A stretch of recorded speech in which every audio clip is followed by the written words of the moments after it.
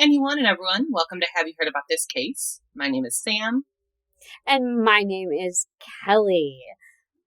Today we are leaning into the spooky with an afterglow of some feminism, which is my favorite. Tales have been told about her through many households throughout time. I heard of her when I was older, but her legend has been preserved from ancient Slavic folktales. Today we're going to talk about running away to live in a bog, growing old without being apologetic, but staying badass.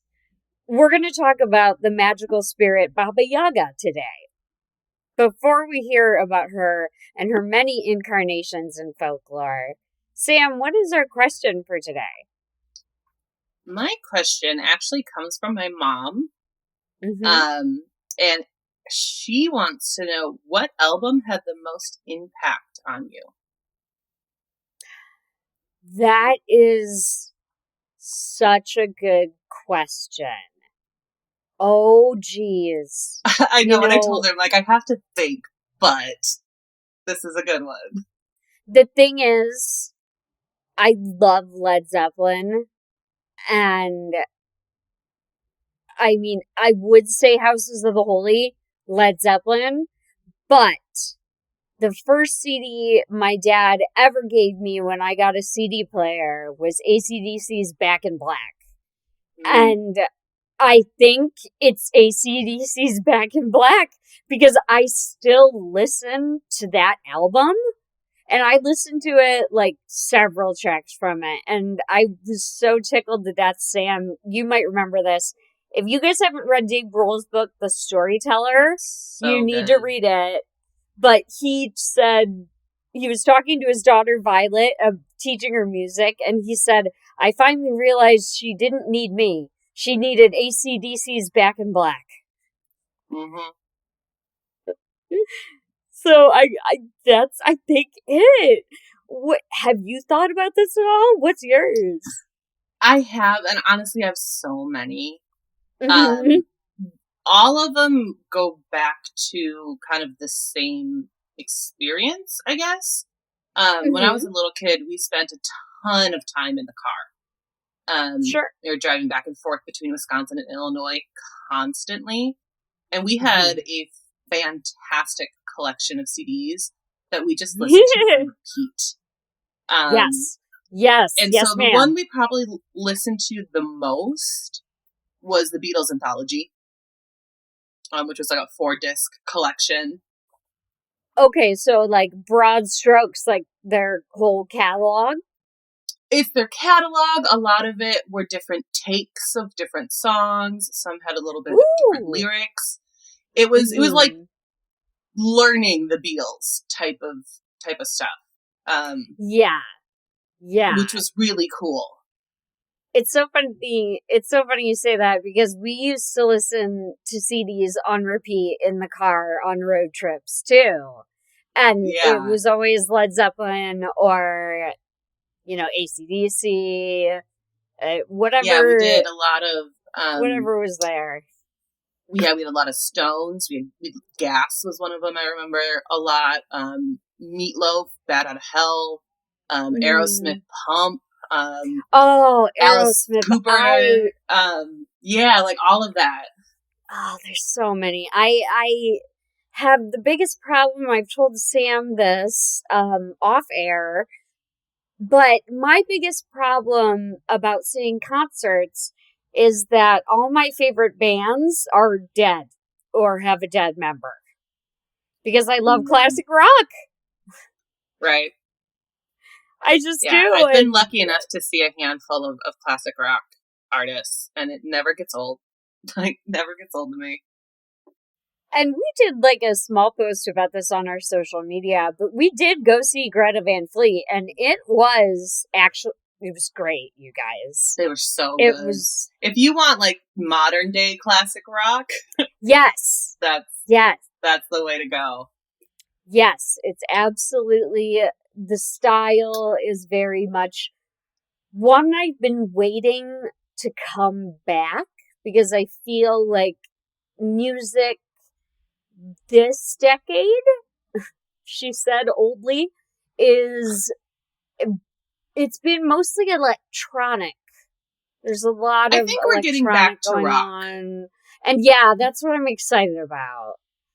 Yeah, you're hearing a lot more guitar solos again, I feel like, in recent music. A lot of just like jamming and rocking out, which I love. I like with Greta Van Fleet, they would have 20 minutes of a guitar solo in the middle of their show. And it was so good. Absolutely. And he didn't falter once in the whole time. The whole time. Like, they had a B stage, you guys, that we accidentally got tickets right in front of. And they had him playing a guitar solo while they set up the B stage. So, like, they were running the risk of something going wrong setting up the B stage, and he's just up there playing guitar for goodness knows how long. Right? Yeah, that was a good show. I would see them again in a heartbeat. Absolutely. Oh, it was such a good show.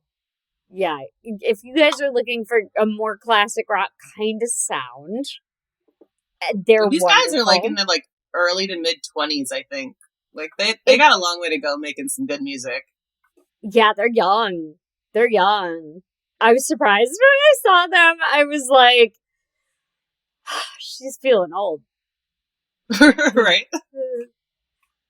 But speaking of feeling old, I think we should talk about what we came here to talk about. Yeah, let's get into it. I don't know about you listeners, but my friends and I have sometimes felt the reality of life to be straight up bullshit. And what if we ran away into the forest and we just live our lives? Well, I feel like I've kind of done that, but came back. Yeah, you came back. See, I don't want to come back. Like, when you're, I hope this email finds you well. Like, no, it found me, so it's not well. But if you were to disappear into the forest like I want to, you would possibly meet the powerful figure Baba Yaga. She is alternately depicted in many ways we'll discuss here. But first, let's talk about what you'd encounter upon meeting Baba Yaga. If you escape society to a deep Eastern European forest, a light might appear, tiny, in the distance, on a mountainside, as far from civilization as you can get. Following the light through the deep woods, you would be met with a small cabin the light is coming from. However, you'd immediately notice this is no ordinary cabin. A little one-room hut would sit in front of you, topped high above, perched on a pair of chicken legs that walk, turn, and scratch at the ground. This is the domain of Baba Yaga. Interesting. It might sound a little odd, a little cute, a little curious, but if you look closely, you'd see that these chicken legs have sharp talons that are scratching the earth, and the hut is surrounded by a fence. Once you reach that fence, you discover it is made entirely of human bones. Atop it are human skulls that have been turned into lanterns, eerily lit from within them. Ooh, creepy. Yes. If you're brave enough to pass the fence, which we just said, creepy. Okay. You'd say the magic words that would stop the chicken legs from moving and allow you inside. I think the words have been lost to time because... I'll say, do you know what the magic words are? I don't, but I'll talk a little bit about how long Baba Yaga's been around and how many versions of this story there are. So I think the words have been lost to time. Upon entering, though, you'd meet what appears to be a very old Slavic woman.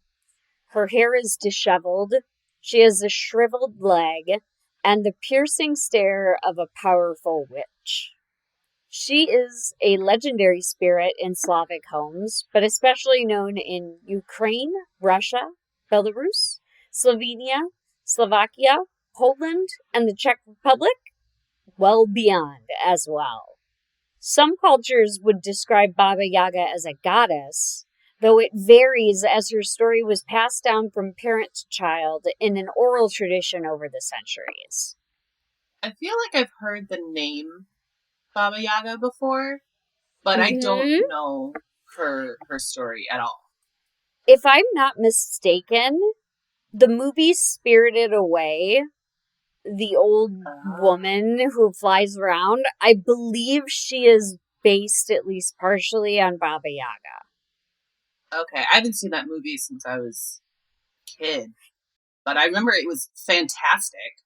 Yeah, scared the shit out of me, the old lady that flew around, and I think she may have potentially been inspired by Baba Yaga, because a lot of what Baba Yaga does is what the witch does in the movie. Okay. I vaguely remember her. Now I need to rewatch that movie. Yeah.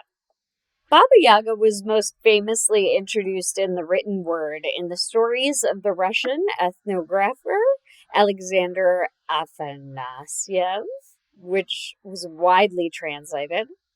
Afanasyev is a figure much like the Brothers Grimm, or maybe even more important, as he collected more than 600 folk tales that were largely oral traditions of the common people. Oh, that's cool. Yeah, it preserved all of that history. And so you can see why, the magic words may have been lost, because it's traveled so far. And especially like with the oral tradition, it's like, oh, I'm sure that changed as the generations turned. Afanasyev, his work was published in the mid-1800s, exposing Baba Yaga and the rich Slavic culture to a wider audience. Afanasyev was Russian, and being that he was the first to write it down, it spread through popular belief that Baba Yaga was purely a Russian figure. This could not be further from the truth, though, as Baba Yaga appears in different versions of every Slavic country and culture. Her name varies. Sometimes she's Iyaga, Igibishna, Agaganishna, but the list goes on, and I'm not going to subject you guys to any more of them. I give you credit for all of those, because I'm looking at that in the script, and I don't think I could pronounce those. Ooh! Baba Yaga appears with many different names. That's the important part. Baba Yaga has been a figure of folklore for so many centuries that it has been lost where her legend originated, and even the meaning of her name is a mystery. She's transnational and multicultural, with dozens of different versions of her story. She's featured in hundreds of stories that have existed for centuries. She had just not been committed to paper until Afanasyev published his work. Every Slavic and Baltic country would like to claim her as their own, but according to Bust magazine, quote, "In reality, who knows? She's truly the people's witch. She belongs to everyone," end quote. I love Bust magazine. You all will find that out as we go. Bust also cites that in Slavic countries, quote, Baba Yaga is as well known as Santa Claus is to Americans, end quote. Oh. Yeah, really well known. Only if you grew up in some Slavic homes, you might certainly be warned not to go to dangerous places, or Baba Yaga would snatch you up and take you home to eat you. See, okay, that sounds familiar now. That part of it. Mm-hmm. So, like, Santa Claus is to Americans, only Santa Claus eats you. Right. Well, isn't that... Oh, what's... Krampus, are you thinking of? Yes. I'm like, what's the name of it? I think Krampus, I think he just puts you in a bag and he beats you with a stick. if I'm not mistaken, and then you're, like, returned home. I am not positive, though. But Baba Yaga eats you fully. You don't come back. There are many fables and legends and campfire stories that feature her, though not as the main character. She often appears as the antagonist, what with the eating children, and also the tales of her flaying arrogant young men alive. Okay. Mm-hmm.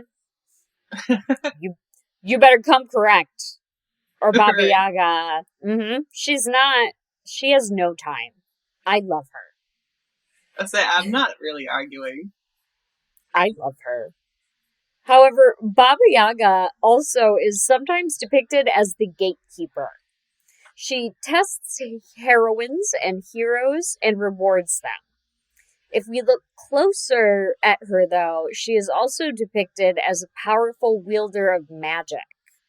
Common tales sometimes feature the maiden, the mother, and the crone as a trifecta of life. This is the concept that there are 3 goddesses specifically attributed to how women age.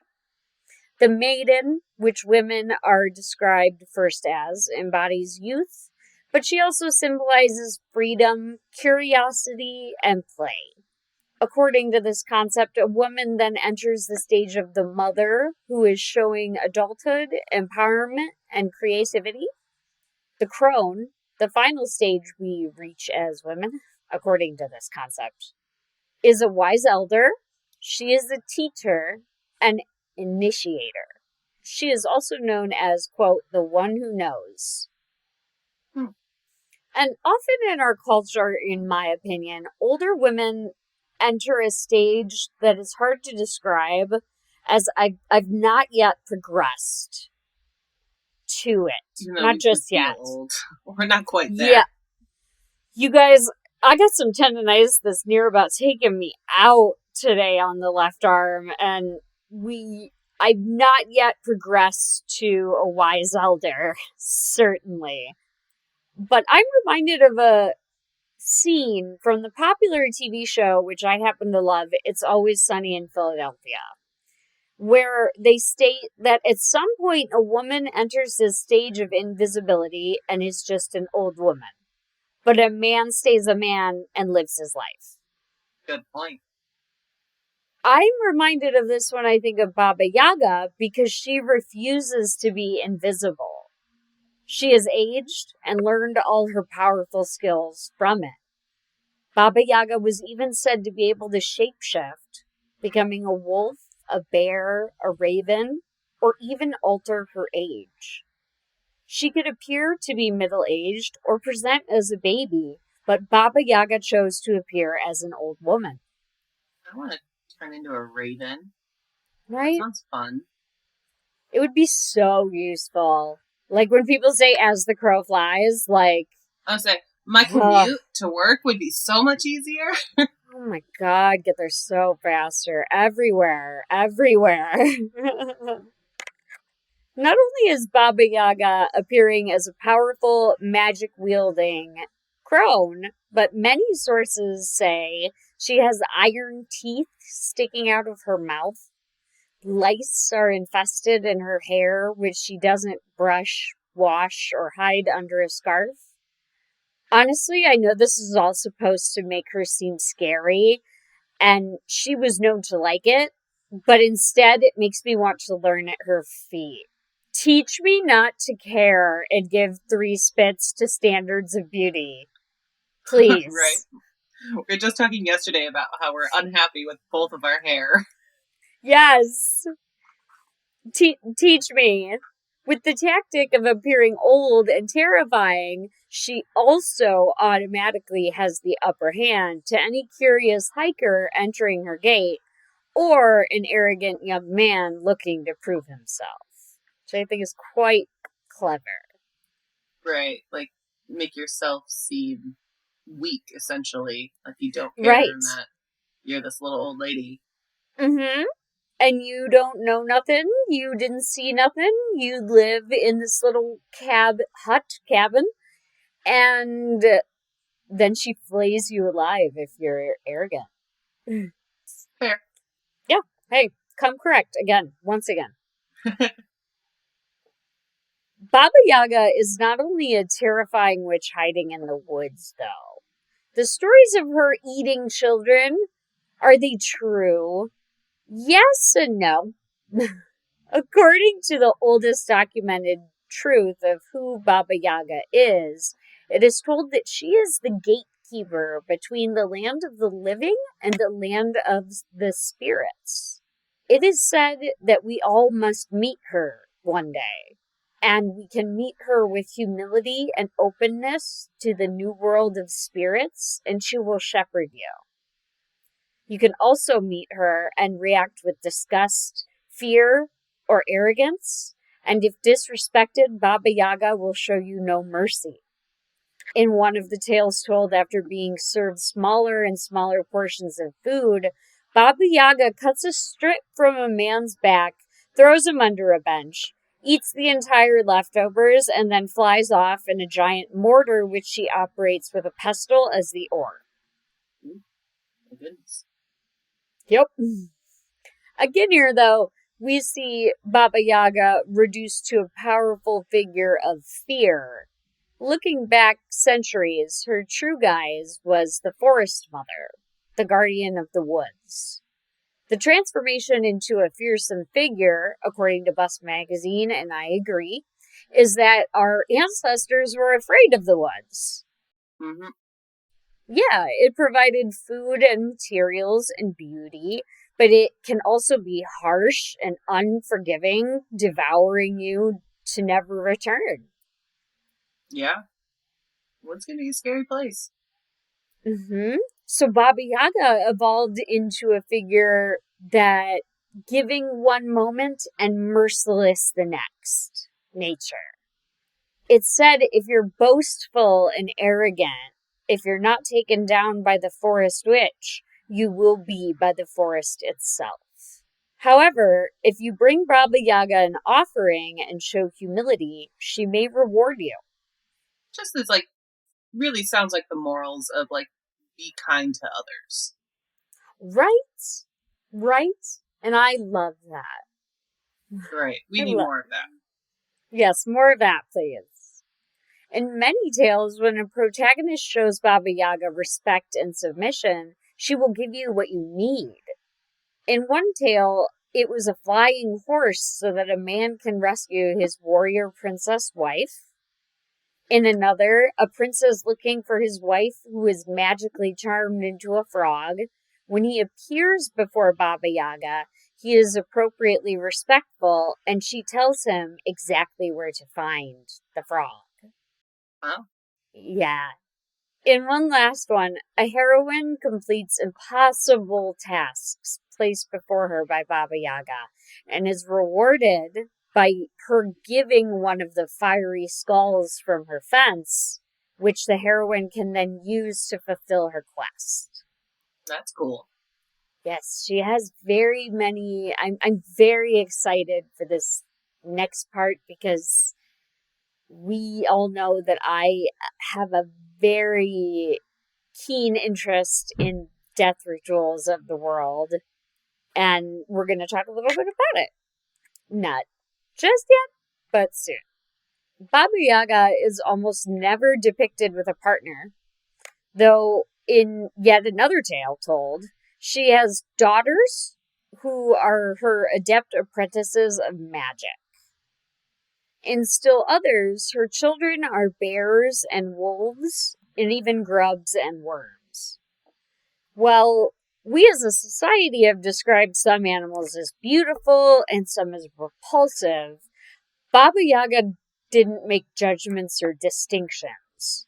No matter her child, she loves them all, be they elegant and pretty or slimy and fearsome. As the mother of the forest, all creatures are loved and protected by her as beings of nature. No, I love that. I'm still terrified of spiders, but I love that. Mm-hmm. You can ask her if you bring an offering to keep the spiders away. I will absolutely bring an offering. So this is the part I was excited about. So let's go back a little bit to her being the gatekeeper, the steward of the path to the afterlife. Nature remains immensely important as it's the entry point to Baba Yaga's hidden domain of the lower world. To better understand this, we should look at Slavic afterlife traditions. In their beliefs, there are 3 planes of existence. The middle world, where we're all experiencing life now. The upper world is for deities, and it's believed they live there. The lower world is a mystical realm of earthly delights. Usually the lower world, yeah. That painting, Guardian of Earthly Delights. Who did that? Oh, you're killing me. I know. I do know. I was just thinking about this painting a couple of days ago. The Garden of Earthly Delights. Yeah, that's the Yeah. Adam loves it. Starts with a B, right? Hieronymus Bosch. I got it. Bosch. Yes. So very much, yes. That's what the lower world is, because there are plant spirits, power animals, and mythical beings said to inhabit this realm. And this is where Baba Yaga makes her domain, as she can communicate with all of these magical beings. So, if we look at it from a Western religious view, and the lower world is the spirit world, Baba Yaga's movements between the lower and middle worlds further underlines her role as mediator between life and death. Interesting. And Baba Yaga is incredibly important in moving through not only life to death, but traversing from different phases of life. She would give initiations so that one might move to the next phase. To give an example, if you're moving from childhood to adulthood, becoming a member of a guild, or called upon to be a leader in your community, elders would design tests to see that you were truly able to fulfill your new role.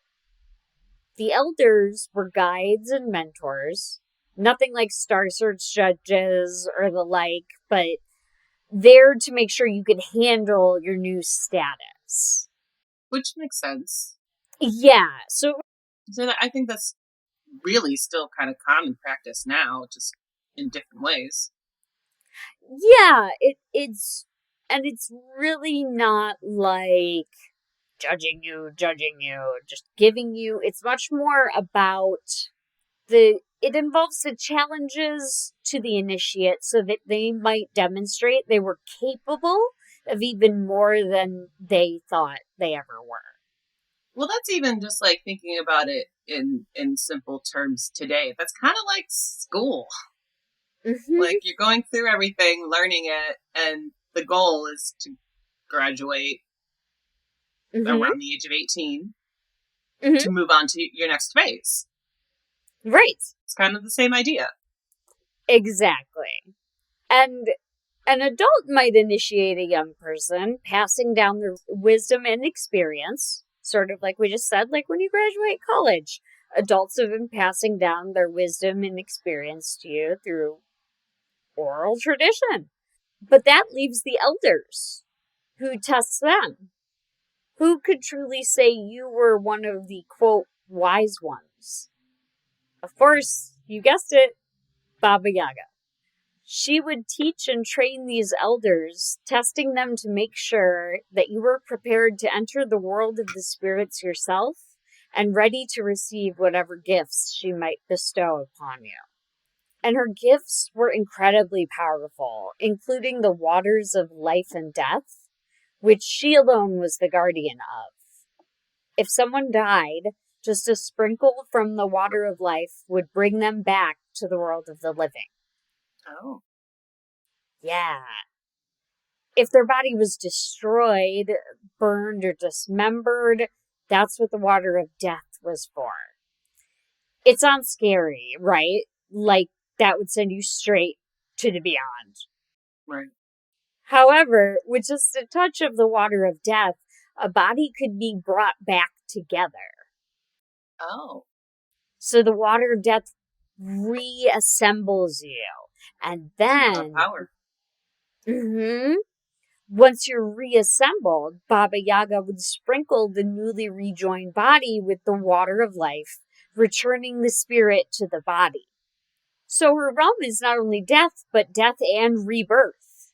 It was even said when you were brought back, you might be smarter, having been initiated into a higher consciousness. Oh, that's really interesting.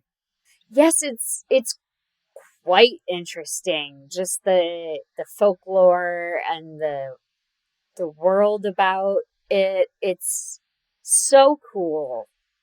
And I've actually been wanting to cover Baba Yaga for a while because I think she's just so cool. And I'll talk about it a little bit at the end. I'll get on my soapbox. If you're adventurous and you want to meet Baba Yaga, you want to spend time in nature at night, her favorite spot is the crossroads where two footpaths intersect. If you're especially daring, go at midnight. Don't forget to bring her an offering, though, and leave it there, like we just said. It doesn't have to be gold, diamonds, or your grandmother's jewels. Baba Yaga is equally pleased with something you've created yourself. Bust Magazine wisely suggests, quote, a ball of hand-spun yarn or herbs you've grown and dried and ground up with a mortar and pestle. If your offering is deemed worthy by her, you may convince her you're ready to learn from her. She won't immediately drag you to the spirit realm, but she may free you of things that are burdening you, or help you move on from situations that are not right for you. Essentially, eating you up and spitting you out, transformed into something better, stronger. It's interesting that they're like, you're kind of saying a lot of the same things here with different outcomes. Like she could like eat up little kids and all of that, or she can do this. And it's just interesting to have that dynamic. I think it's the dichotomy of nature, you know? Yeah. Just the beauty and the harshness of nature. Well, it's also going back to like being kind and willing to help other people with something that you spent time on and worked hard on. Yeah, and humble yourself. Just sometimes humble yourself. And Baba Yaga may give challenges that feel impossible. According to Bus, though, she does this not to harm you, but because she knows you can do more than you realize. Completing these tasks will help you understand how powerful you truly are. Everything Baba Yaga stands for. That's cool. It is cool, and this is just a nutshell of the legacy of Baba Yaga. She's so prolific. She spans centuries and continents, and we're still talking about her.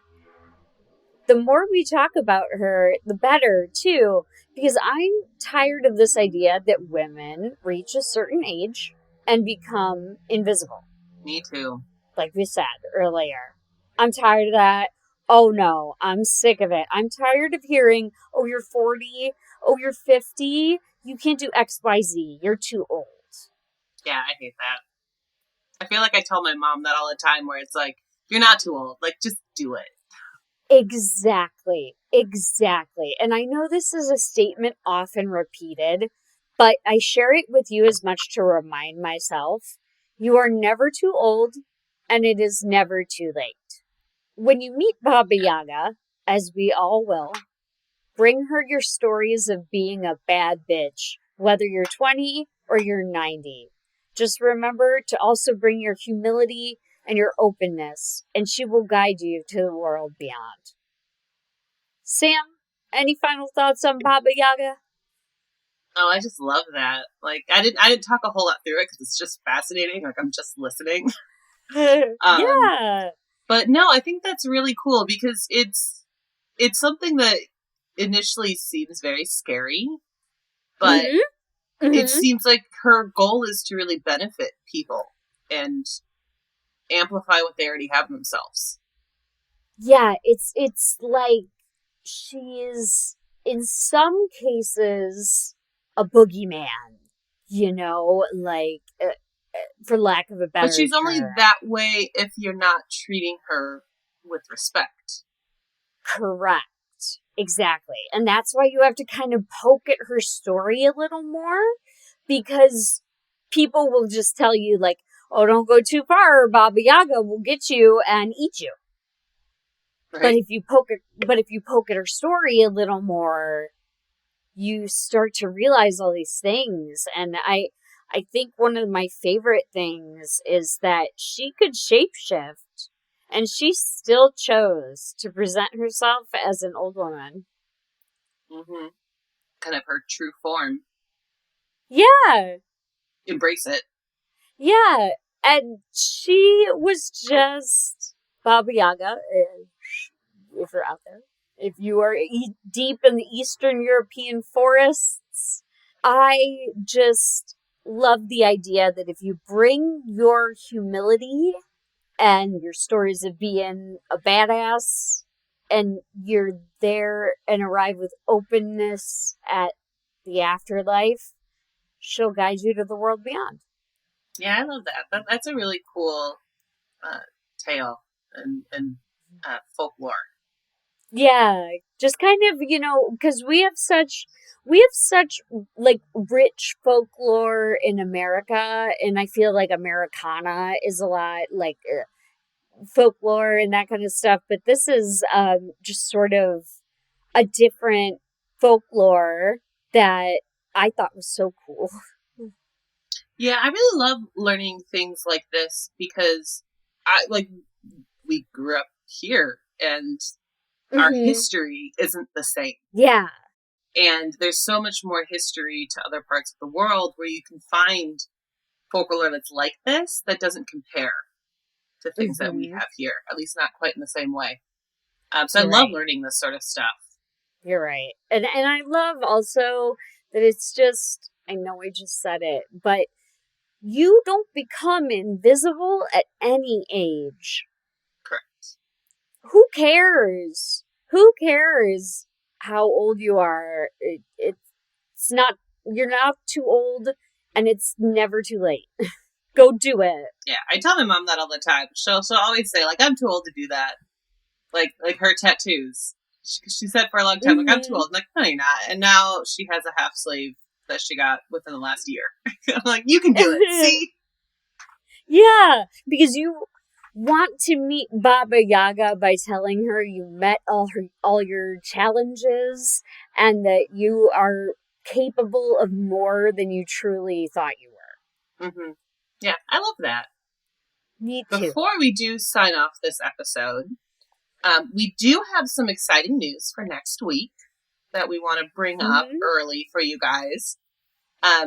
We were lucky enough to sit down and have an interview with the two directors from a documentary called The Haunting Lodge.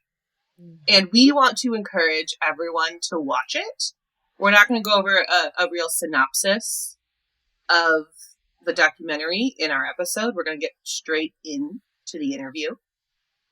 So we want to give you guys the opportunity to check it out before you start hearing some of the details and some of the more in-depth conversation that we had with them. And it was fantastic. We were on the phone Mm-hmm. with It them was. for about 2 hours, just chit-chatting. They were so giving of their time, and wonderful people, and let's support wonderful people doing wonderful documentaries. Yeah, like it was a ton of fun. Like we didn't record the whole thing. We sat and chatted for quite a while before we even started recording. Mm-hmm. But well, it'll come out Thursday next week, and I'm so excited for it. It was so much fun. Yeah. Kendall and Vera Welkton are the two directors, Mm-hmm. and I highly recommend everyone to go check out their stuff. They also did The House in Between, which we did cover in episode 40. Mm-hmm. So this is just another documentary that they've made. Came out in October, and it was a lot of fun. So we want to kind of give you guys that heads up. Yeah, and I think the Haunting Lodge is my favorite so far. Yes, it was so interesting, and they gave us some exciting news to come up, so you'll have to listen to the episode to get that. And I rented it on Prime, but I believe they said that it is streaming everywhere. It's available other everywhere. Yeah, available everywhere. Yeah, it is currently to rent or to purchase. I don't think it's on a service for free. But it's worth it, in my opinion. It is totally worth it. I also rented it on Amazon, and I really enjoyed it. Again, like The House in Between, we talked about that one. That one is available on Tubi right now. That was really fun. I enjoyed both of those. I'm actually, tonight, my plan is to watch another one of theirs. Let me grab the name of it. It's about the Conjuring House. And that one, I believe, is currently on Tubi as well. Let me glance really quick. They're such wonderful people that I would love to see as much support come to them as possible. Because they're a small company, they formed their own production company, which is fantastic and difficult in this Hollywood climate. If you can afford to rent it on Amazon, you could not be giving your rental money to nicer people. I can tell you that. Yeah, it truly very genuine. I've been chatting with Kendall on Instagram, just setting this up for, I don't know, 2 weeks now. And he's just been so kind and generous. But that documentary is called Sleepless Unrest. Ooh. So yeah, I'm going to definitely be checking that out tonight, which I'm very excited to dive into. But yeah, we just wanted to give you guys that heads up, give you some time to watch the documentary yourselves. Especially if your family's into it, it could be a fun holiday family kind of get together. Yeah. But yeah, look out for that coming next week. Thank you all for listening to Have You Heard About This Case? If you liked this episode, please leave us a review on Apple Podcasts. And you can find us on Instagram at Have You Heard About This Case Pod, on TikTok at HYHATC, or you can email us at haveyouheardaboutThisCase@gmail.com. Thanks, and we'll talk to you later. Bye.